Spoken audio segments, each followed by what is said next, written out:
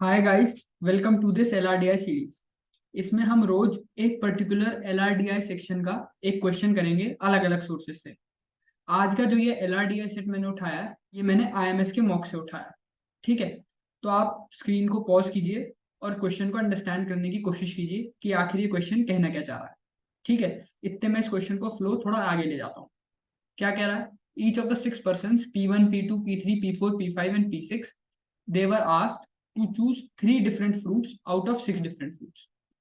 उन्हें कहा गया कि भाई you have six different fruits and from that you need to choose three different fruits. वो six different fruits क्या थे? ऑरेंज, एप्पल, बनाना, पीच, लीची और मैंगो। ठीक है जी।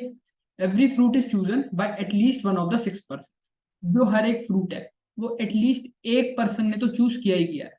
मतलब ऐसा नहीं है कि ऑरेंज को छोड़ के सबने एप्पल, बनाना, पीच, लीची, मैंगो चूज कर लिया हो। तो सेंटेंस का मतलब है कि ऑरेंज एटलीस्ट एक ने चूज किया है, apple, banana, peach, lychee and mango, so on and so forth. ठीक है, फिर कह रहा है no person can choose more than one fruit of any type. ठीक है जी।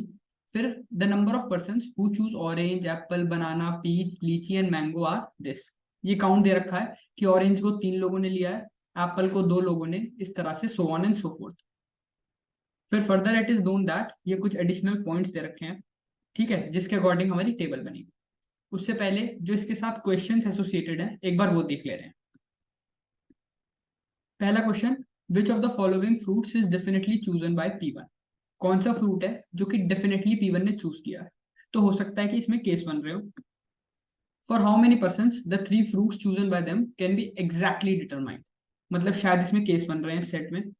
विच of the following persons did not choose mango, थोड़ा सा specific. Which of the following is definitely correct, मतलब केस बनेंगे। विच of the following fruit was not chosen bye P5, specific. ठीक है, तो ये पांच क्वेश्चंस हैं जिसका हम सॉल्यूशन देखेंगे। तो आइए देखते हैं इसकी टेबल कैसे बनेगी और इसे सॉल्व कैसे करना। तो सबसे पहली चीज क्या, जो ये तीन पॉइंट्स हैं उन पे ध्यान डालते हैं। देखो क्या कह रहा है, काउंट दे रखा था हमें फ्रूट्स का कि ऑरेंज का काउंट 3 है, इसका 2 है, इसका 2 है, इसका 5 है, इसका L है और इसका 4 है। अब ये L क्या है?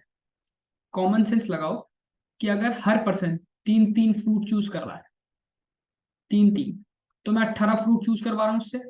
ठीक है, जिसमें से ऑरेंज 3 पे बैठा है, एप्पल 2 पे, बनाना 2 पे, पीच 5 पे, लीची L पे और मैंगो 4 पे।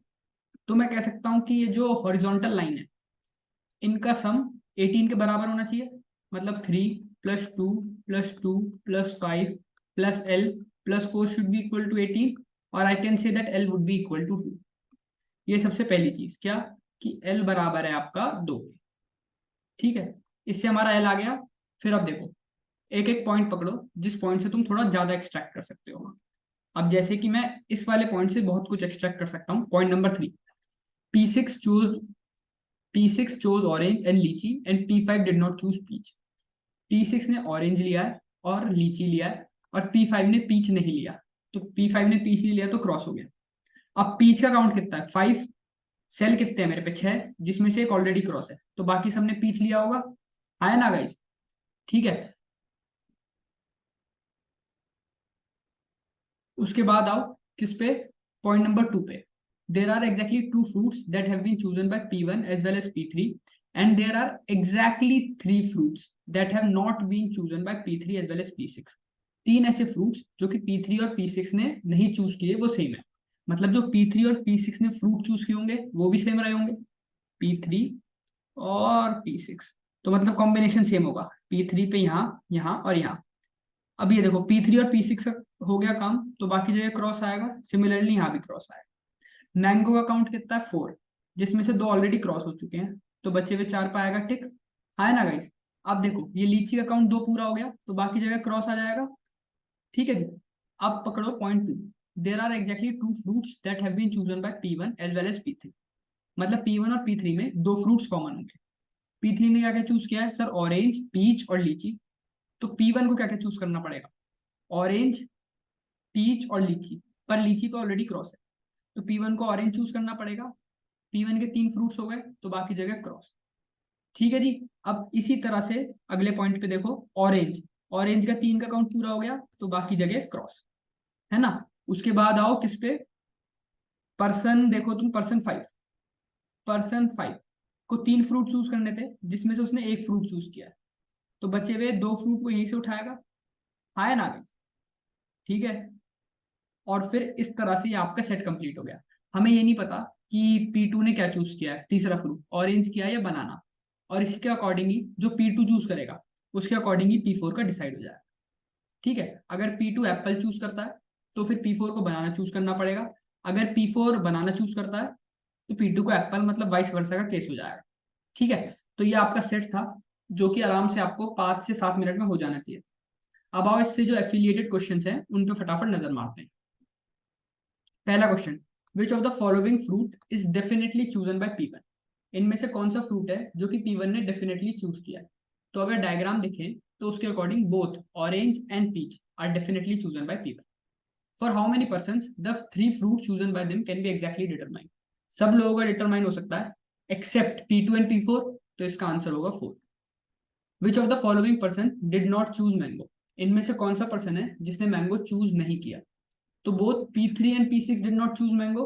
फिर which of the following statement is definitely correct. इनमें से कौन सा स्टेटमेंट है जो कि डेफिनेटली करेक्ट है। तो गाइज अगर देखें तो इनमें से P2 चूज बनाना, ये वाला तो गलत है। अगर हम डायग्राम देखें तो P2 ने बनाना चूज किया है नहीं किया कुछ कह नहीं सकते, है ना, तो इस पर लग गया cross. P4 choose Apple, again wrong. P2 choose Apple, again wrong. तो आंसर हो गया option 4। Last question, which of the following fruit was not chosen bye P5। तो P5 ने ऑरेंज चूज नहीं किया, बाकी सब चूज किया, ठीक है। तो ये क्वेश्चन था, सेट था बल्कि IMS के मॉक का, ठीक है, इजी सेट था। कैट में आने के चांसेस रहते हैं इस टाइप के सेट के जिसमें नंबर फिलिंग हो या फिर राइट रॉन्ग करना हो। तो आई होप कि आपको ये सेट समझ में आया होगा।